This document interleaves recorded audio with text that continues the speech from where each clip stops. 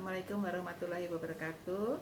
Hai, kami dari Altus. Saat ini akan menyajikan mengenai suatu kelainan yang sebenarnya sederhana sekali dan mungkin dianggap tidak penting, tetapi bisa menyebabkan hal-hal yang lumayan buruk.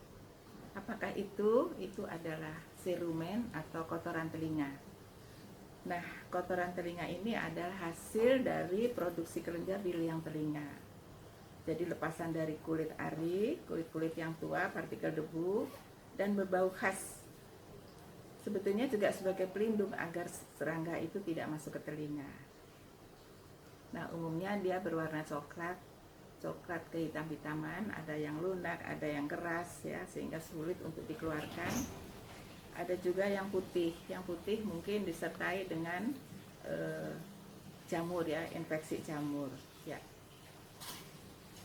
Dikatakan bahwa 30-50% anak SD itu mempunyai kotoran telinga, dan ini kalau yang besar dan mengenai telinga kanan dan kiri bisa menyebabkan gangguan proses belajar, bahkan pernah ada yang sampai tidak naik kelas. Terus apa lagi? Itu mungkin bisa numpuk ya, karena mungkin higienenya kurang baik ya, berenang di tempat air kotor lah segala macam, kemudian rasa gatel-gatel, kemudian dikorek-korek. Kadang-kadang korek-korek itu sebagian selaput kulit telinga itu mengalami kerusakan sehingga dia tidak bisa mengeluarkan serumennya keluar secara biasa ya. Kemudian ada infeksi, ada benda asing. Nah, itu mengganggu fungsi evakuasi dari serumen tersebut ya. Kemudian nanti ditambah dengan keringat apa segala macam ya, lama-lama makin numpuk dan bisa membatu dan sama-sama dan menjadi yang namanya disebut serumen prop. Jadi seperti kayak ditutup botol itu betul-betul tertutup sehingga anak ini terjadi gangguan pendengaran sehingga kadang-kadang tidak naik kelas gitu ya. Alasannya cuman ada kotoran telinga, kok sampai nggak naik kelas gitu kan, sangat menyedihkan. Dan ini memang dialami sama banyak anak-anak ya. Jadi yang kami sudah melakukan roadshow di berbagai tempat di Indonesia, itu ada sekitar jadi ada sekitar 5.000 ya, 5.827 anak-anak ya, dan ada kotoran telinganya pada 55%-nya, dan kotoran yang menyumbat kedua telinga yang ini menyebabkan gangguan pendengaran itu hampir mencapai 30% ya. Jadi angkanya sangat tinggi sehingga sampai pada saat itu juga mengagetkan dinas kesehatan di tempat lokal setempat ya. Jadi akhirnya diputuskan untuk melakukan suatu program Indonesia BBT.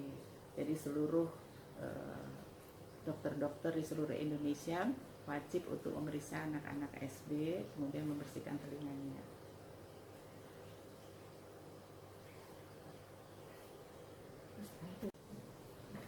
Testimoni dari salah satu kepala sekolah SDN di Cipete di Jakarta ya. 1 bulan setelah anak-anak ini dibersihkan telinganya, anak yang tadinya sering pusing, malas, bolos ya, dibersihkan, akhirnya mereka menjadi lebih cerdas ya, juga lebih percaya diri dan ceria. Menghemat demikian, terus kami mendiskusikan, oh ya, tadinya kan dia tidak mendengar ya, merasa tertinggal, kok teman-temannya bisa, saya kok nggak bisa. Jadi dia merasa depresi dan mencoba mengejar dengan berusaha konsentrasi kuat, tapi malah jadi tetap nggak bisa dan malah jadi pusing dan akhirnya malah sekolah, bolos kan ya. Nah, sesudah diangkat serumennya dia bisa mendengar, dia bisa cerdas dan merasa penuh kepercayaan diri, dan dia bahagia karena sekarang temannya bisa, dia juga bisa. Jadi ternyata dampaknya tidak hanya soal mendengar tidak mendengar, tetapi ada dampak psikologi juga ya, terutama pada anak-anak kecil. Jadi ini kasihan sekali. Guru agar menyenter liang telinga anak-anak siswa secara berkala. Jika ada kotoran, bawa anak ke puskesmas. Terus ada program juga, program namanya dokter kecil. Jadi dokter-dokter kecil itu kita pergi ke SD, ya, ke SD kemudian membersihkan telinga di sana. Kemudian anak-anak ini diajarin juga untuk menyenter ke dalam telinga. Ya, jadi akhirnya mereka tahu, oh ini ada kotoran, ini enggak. Nanti ada kotoran dibawa gurunya untuk berobat. Gitu. Untuk direkam. Jadi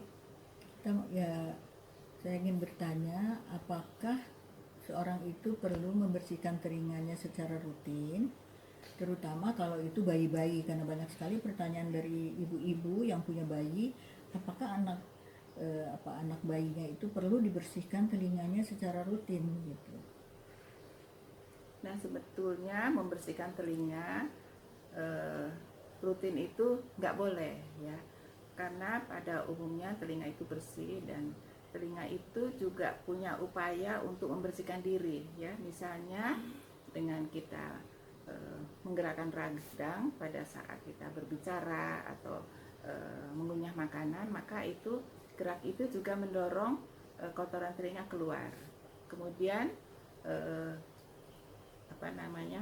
kulit-kulit yang tua itu juga bisa mendorong ya pertumbuhan yang muda, mendorong kulit tua dan juga serumen itu keluar dari telinga. Jadi tidak perlu membersihkan telinga, apalagi bayi-bayi dibersihkan setiap hari, dikorek-korek ya, nanti malah memasukkan kuman ya, membuat malah infeksi. Dan kalau ada kotoran telinga malah kotorannya makin masuk ke dalam.